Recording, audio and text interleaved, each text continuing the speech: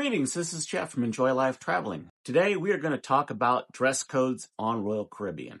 I'm going to go over some of the most common that will happen on a 7-day Caribbean cruise, although a lot of these you're also going to see on just about any of the other ones, but there are some differences. So I'm going to cover those and what you need to know for you and your family so you are dressed appropriately and are not concerned. So here we go.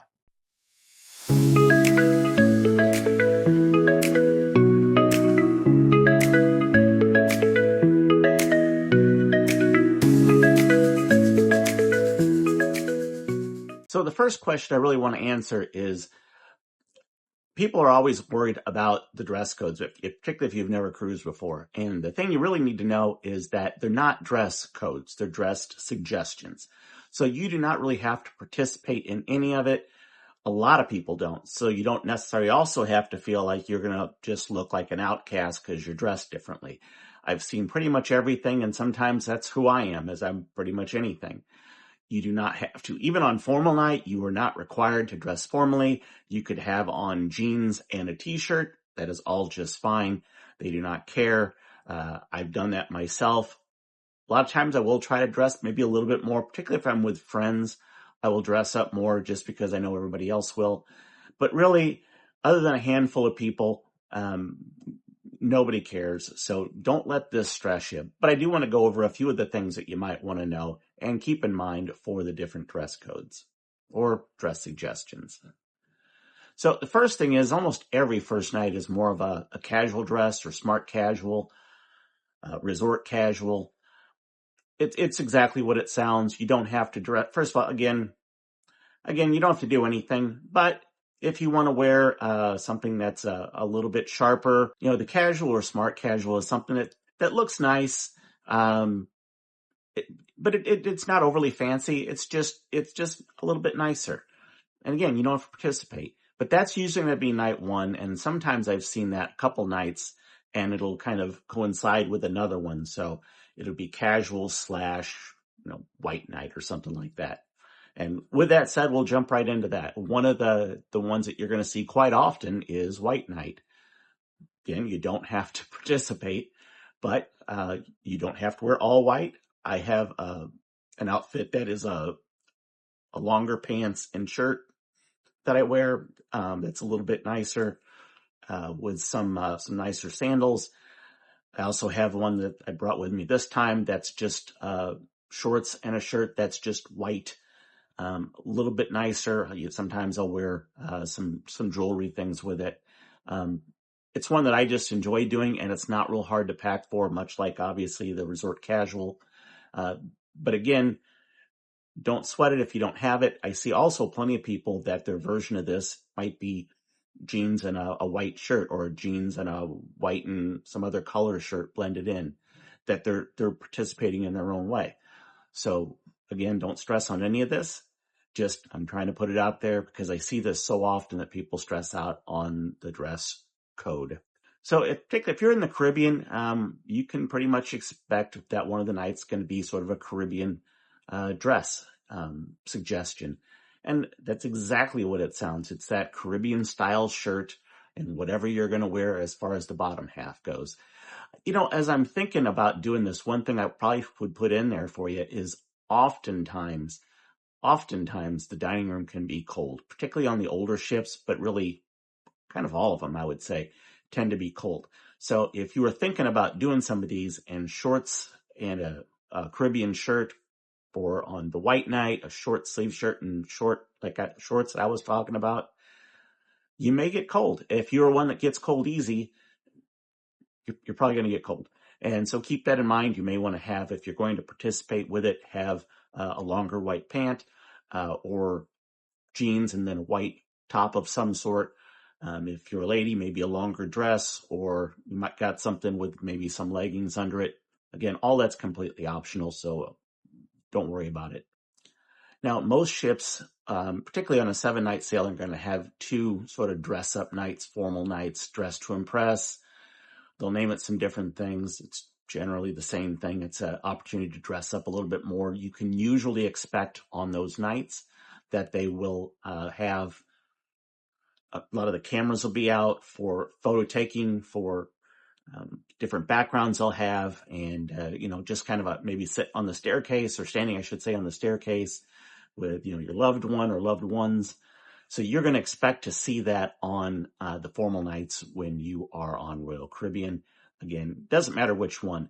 Usually on the second one, night 6, often, sometimes 5, they'll have the lobster night. So that would be something maybe to keep in mind. And I'm going to just go quickly back to white night, because I've noticed this so much. I don't know why they do it. But food-wise, for some reason, white night often falls on Italian night, which I just think is silly to have, a time that you got pasta sauce that oftentimes people end up wearing on white night. So keep that in mind. I do have a little sort of I'll call it a Tide pin, but sometimes it's Tide, whatever the brand, to kind of help with that and scrub it out should I get something on there. I did survive yesterday's white night, as I am currently on Rhapsody of the Seas as I do this video. Another thing that you're going to notice on the ships is a lot of times they'll do a 70s night, and sometimes it's an 80s night, and sometimes they do both. I've even seen 60s, 70s, and 80s, or 80s, 90s, and 2000s versions, depending on the ship, their own spin on it. The one that's most common is going to be the 70s night, when they do multiple nights like that, or multiple on one day, where it's like, 70s, 80s, 90s, or whatever. Usually there's a function that goes on outside where during the 70s portion of it, they're, throwing out these little sort of glittery rings that are lighting up. But then they go on to an 80s and the music in 90s. You can't obviously dress for all of them. One of them, I'm actually wearing it, and it wasn't by intention for this, but if you happen to know, the Tootsie Roll, Tootsie Pop guy. And that kind of covers me for 70s and 80s, and also a little bit cheeky, so it gives just a little bit of humor and something for people to talk about. Now, again, a t-shirt's fine. People will go all out. I've seen, particularly on, say, the 70s night, where they've got maybe a disco thing going, or they've got a tie-dye thing going. They got maybe the big teased hair going on, the fake jewelry that you kind of saw during that time. You can do all of that. If that's fun for you, you can do all of that. Just know you don't have to, but it's there for you. One of the things that I would tell you when you're keeping any of these in mind is you got to pack all this stuff. And if you're trying to participate with some of these things, you got to pack even more, because not only are you trying to participate, if you're really going all out in these different functions, but they're going to go in line with shore excursions that might be going on. So if you're trying to dress appropriately, if it's cooler out, like right now, it is the end of January, and it's cooler out. And so when I'm trying to dress, when I leave here, I've actually got a jacket that I'm wearing, because it can be a little cold outside. Today we are in Costa Maya, and the wind's whipping. It's about 75 degrees. So it's not crazy bad. Depends on where you're sitting at as to whether you're cool or not. I get cold easy, and so that's why I like to have that with me. And I went into the solarium with it on, had a cocktail at lunch, and was too hot and had to take it off. So having something that you can take off like that when you're trying to plan your dressing is a smart move. So keep the temperature in mind, keep what you're going to be wearing on excursions in mind. So a lot of things you can wear either twice, or something that you can keep on depending on what it is you're trying to accomplish. Febreze is a great thing to bring with you. So if you happen to wear it and maybe get a little bit sweatier than you were planning, you can get a shower. While you're showering, you can Febreze it, kind of brush that through, and kind of freshen up the clothes so you're not having to worry about doing laundry. And while we're talking about the dress codes, laundry is a thing on a ship, depending on which ships you're on. But on Royal Caribbean, I think it's $35. You get a bag of laundry. It's not going to hold a ton, but you'd be surprised if you really start cramming it in, what you can get in there. So for most people, it's going to be $35 if you're new to cruising. And if you've been cruising a while, there might be some discounts and perks available. From where I'm at, I get a free bag each cruise that's 5 days or more. So I utilize that. But that really helps as far as packing, because I really don't want to pack a ton of stuff. I just want to pack enough. So keep in mind when you're trying to participate in some of these different theme nights that they're going to have for dress, is that, again, if you're going back and forth, particularly depending on the size of the ship, changing clothes can be a big deal. If you're on one of the mega ships and you're in one part, I mean, it can take a while to get to the other part of the ship, particularly if you're working with elevators and you're doing it at a time to where people are getting on the ship or getting off the ship or at dinner time or at one of the bigger shows that are going on.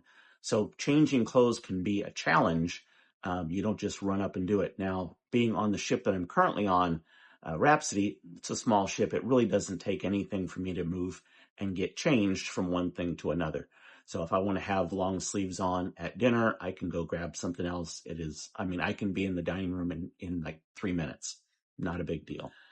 And so staying with not necessarily maybe the theme nights, but with the things to think about when you're dressing is, like I said, there's plenty of these places that are kind of cold.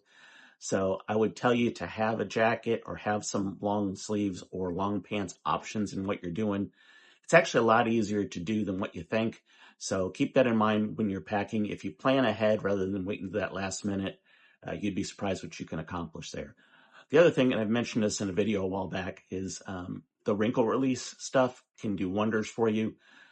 Everybody's going to be wrinkled on a cruise ship. So unless you're bringing your stuff in and getting it pressed, which you can do, don't sweat the wrinkles. But if you got the wrinkle release and you know how to use it there, and it's not just spray it on, but kind of wiping it over. I won't get into all that. I got a video for it. But those are options for you to help keep your clothes so you can wear it more than once.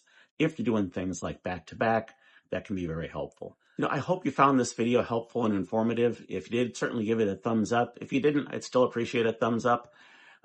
Comments. I'm also kind of looking for some ideas. What I'm be trying to do is more on that Monday, Tuesday range. When I put something out, will be more of excursions or tours kind of a thing. And then the one I put out on Thursday or Friday will be more like this, to where it's more informational about different subjects. And while I have plenty of subjects in mind, I also want to know what you guys are looking for, because what I think maybe is the most important isn't necessarily what everybody else thinks is most important. And you're the reason I'm doing this. So please let me know what those things are in the comments. We'll see you in the next video.